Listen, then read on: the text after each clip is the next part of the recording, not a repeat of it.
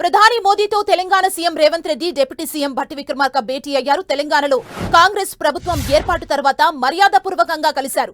రాష్ట్ర అభివృద్ధికి సహకరించాల్సిందిగా రేవంత్ భట్టి ప్రధానిని కోరారు. అలాగే రాష్ట్రానికి రావాల్సిన పెండింగ్ నిధులు, national highways, state sales tax నిధులపై చర్చించారు. ప్రధానికి 20 అంశాలతో కూడిన ప్రెజెంటేషన్ ఇచ్చినట్లు తెలుస్తోంది.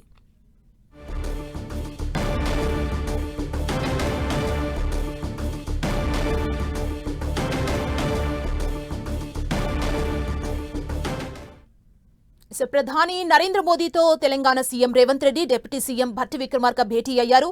వీరి భేటీకి సంబంధించి మరింత సమాచారం మా ఢిల్లీ ప్రతినిధి గోపి మనకు అందిస్తారు. గోపి, ప్రధాని మోడీతో తెలంగాణ సీఎం రేవంత్ రెడ్డి అలాగే డిప్యూటీ సీఎం భట్టి విక్రమార్క భేటీ అయ్యారు. అరగంట నుంచి కూడా ఈ భేటీ కొనసాగుతోంది. తెలంగాణలో కాంగ్రెస్ ప్రభుత్వం ఏర్పడిన తర్వాత తొలి మర్యాదపూర్వక భేటీ ఇది. ఏ ప్రభుత్వంలో ముఖ్యంగా ఏ రాష్ట్రంలో అయినా సరే కొత్త ప్రభుత్వం ఏర్పడినప్పుడు వారిని అభినందించడం, అలాగే వారు ప్రధానిని కలవడం అనేది ముఖ్యంగా సర్వసాధారణంగా జరుగుతుంటుంది. అయితే తొలిసారి రేవంత్ రెడ్డి ప్రధాని మోడీతో భేటీ అయ్యారు. అధికారంలోకి వచ్చిన తర్వాత ఆయన సీఎం అయిన తర్వాత డిప్యూటీ సీఎంగా భట్టి ఎంపిక అయిన తర్వాత తెలంగాణ రాష్ట్ర పరిస్థితులు, తెలంగాణ అభివృద్ధి సంక్షేమానికి సంబంధించి ఎటువంటి ప్రణాళికలతో ముందుకెళ్లబోతున్నారు, ఏ ప్రాజెక్టులను చేపట్టబోతున్నారు, ప్రస్తుతం ఇచ్చిన 6 గ్యారంటీ హామీల అమలుకు సంబంధించిన అంశాలు కూడా వీరి మధ్య చర్చకు వచ్చే అవకాశం ఉంది. అంతేకాకుండా రాష్ట్ర ప్రభుత్వానికి కేంద్ర ప్రభుత్వ సహకారం అనేది చాలా కీలకం.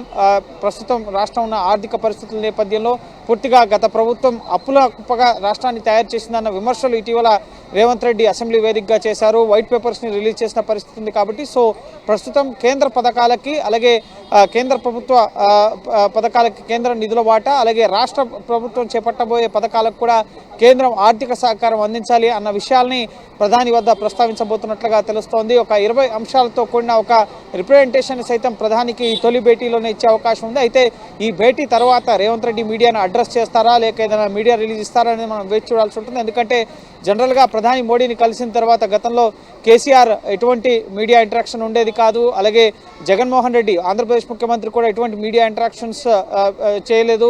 కేవలం ఒక ప్రెస్ రిలీజ్ ఇచ్చి మాత్రమే ఏం చర్చించారు అనేది చెప్పేవారు. దానికి భిన్నంగా ఇప్పుడు రేవంత్ రెడ్డి ఈ సమావేశం ముగిసిన తర్వాత మీడియా ముందుకు వచ్చి ఏ అంశాలు చర్చించారు, తాను సీఎం అయిన తర్వాత తొలిసారి జరిగిన భేటీలో ఏ అంశాలు ప్రధాని వద్ద ప్రస్తావించారు, ప్రధాని రెస్పాన్స్ ఏ విధంగా ఉంది అన్నది ఆయనే నేరుగా వచ్చి చెప్తారా అనేది సస్పెన్స్ కొనసాగుతోంది. నెక్స్ట్ మీడియా సమావేశానికి సంబంధించి ఎటువంటి ఇన్పుట్ అయితే లేదు, ఎటువంటి అప్డేట్ అయితే లేదు.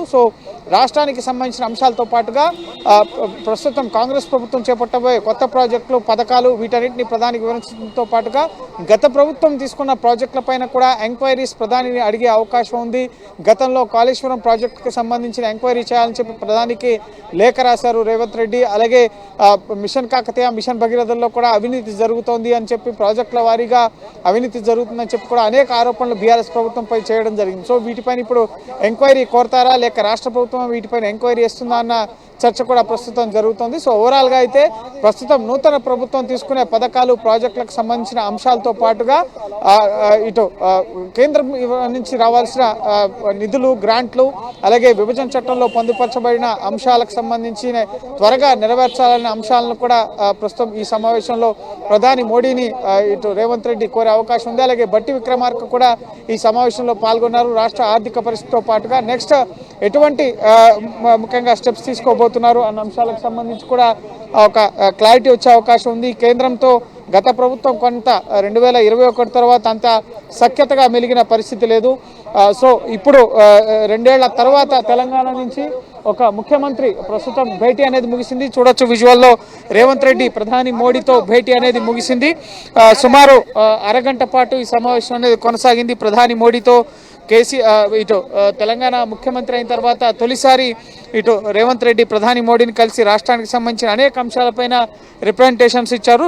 ప్రస్తుతం బ్లాక్ బెంచ్లో ఆయన ముఖ్యంగా ప్రధాని కలిసిన తర్వాత ప్రధాని అధికారిక నివాసం 7 లోక్ కళ్యాణ్ మార్గ్ నుంచి బయటకు వస్తున్న దృశ్యాలు మనం చూస్తున్నాం.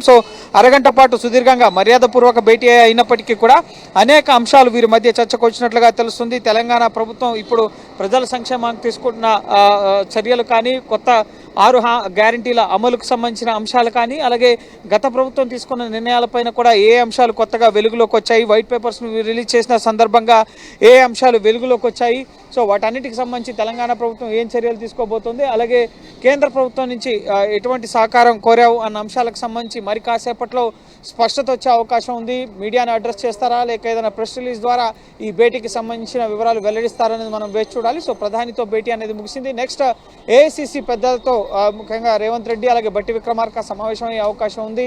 నామినేటెడ్ పోస్టుల భర్తీతో పాటుగా నెక్స్ట్ లోక్సభ సార్వత్రిక ఎన్నికలకు సంబంధించిన వ్యూహాలు, అలాగే పార్టీ సంస్థాగతంగా పార్టీలో చేయాల్సిన మార్పులు చేర్పులకు సంబంధించిన అంశాలపైన కేసీ వేణుగోపాల్, ఖర్గే, రాహుల్ గాంధీతో రేవంత్ రెడ్డి సమావేశమయ్యే అవకాశం ఉంది. ఇటీవల సిడబ్ల్యూసీ సమావేశానికి హాజరు కాలేకపోయారు కాబట్టి సో మర్యాదపూర్వకంగా వాళ్ళని కూడా కలిసే అవకాశం ఉంది. అలాగే నాగ్పూర్లో పార్టీ ఆవిర్భావ దినోత్సవం ఘనంగా చేయాలని చెప్పి నిర్ణయించుకున్నారు కాబట్టి సో ఈ రాత్రికి ఢిల్లీలోనే ఉండి రేపు ఇక్కడి నుంచే నాగ్పూర్ వెళ్తారని చెప్పి కూడా సమాచారం. సో ప్రభుత్వం ముఖ్యంగా ప్రధానితో భేటీలో రాష్ట్రాభివృద్ధికి సంబంధించి పెండింగ్ ఇష్యూస్, అలాగే సహకారానికి సంబంధించిన అంశాలపైన చర్చలు ముగిశాయి. నెక్స్ట్ పార్టీ పరంగా పార్టీకి సంబంధించిన పదవులు, అలాగే సంస్థాగత నామినేటెడ్ పోస్టులకు సంబంధించిన అంశాలు, వీటికి సంబంధించి నెక్స్ట్ మీటింగ్స్ అనేవి రేవంత్ రెడ్డి కొనసాగబోతున్నాయి. గోపి, ప్రధాని మోదీతో రేవంత్ రెడ్డి ఏ విషయాలతో మాట్లాడారు అనేది మీడియాతో మాట్లాడే అవకాశాలు లేనట్టే అనుకోవచ్చు. ఎందుకంటే కాసేపటి క్రితమే రేవంత్ రెడ్డి ప్రధాని భేటీ తర్వాత వెళ్లిపోయారు కాబట్టి. ఎస్, దీనికి సంబంధించి ప్రధాని నివాసం నుంచి అయితే వెళ్ళిపోయారు. ప్రస్తుతం ఆయన అధికారిక నివాసం తుగ్లక్ రోడ్ 23 ఇక్కడ ఢిల్లీలో గతంలో సీఎం కేసీఆర్ గత మాజీ ముఖ్యమంత్రి సీఎంగా ఉన్నప్పుడు సుమారు 19 ఏళ్ల పాటు ఆయన కేంద్ర మంత్రిగా పనిచేసినప్పుడు, ఎంపీగా ఉన్నప్పుడు తుగ్లక్ రోడ్ 23లో ఉండేవారు. సో అదే నివాసాన్ని ప్రస్తుతం రేవంత్ రెడ్డికి కేటాయించడం జరిగింది.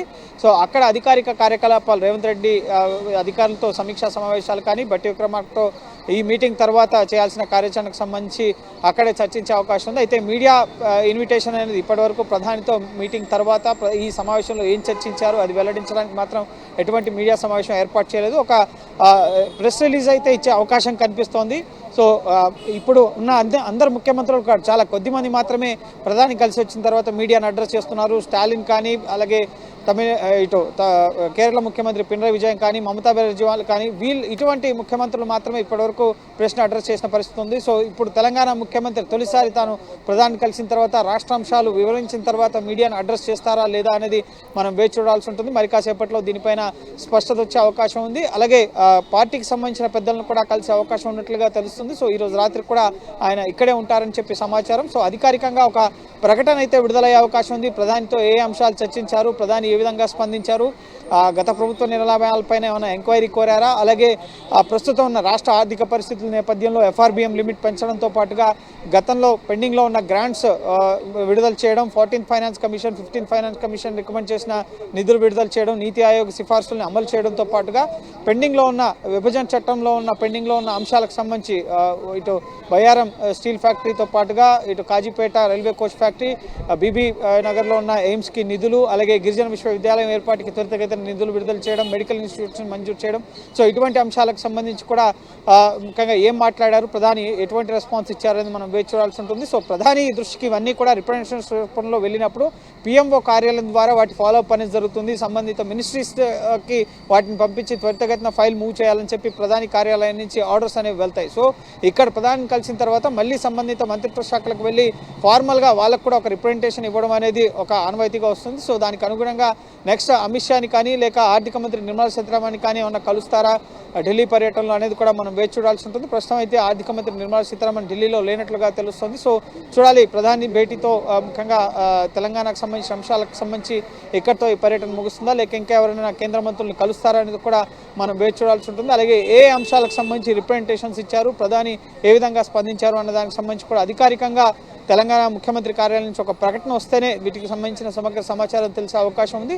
సో చూడాలి, మరి కాసేపట్లో ఒక ప్రెస్ రిలీజ్ అయితే వచ్చే అవకాశం ఉన్నట్లుగా తెలుస్తుంది. అండ్ నెక్స్ట్ పార్టీ పరంగా ఏఐసిసి పెద్దల్ని కలిసి పార్టీకి సంబంధించిన అంశాలు, నామినేటెడ్ పదవులు, వీటికి సంబంధించిన అంశాలపైన ఢిల్లీ వేదికగా రేవంత్ అలాగే బట్టి విక్రమార్క ఇటు ఏఐసిసి పెద్దల్ని కూడా కలిసే అవకాశం ఉంది.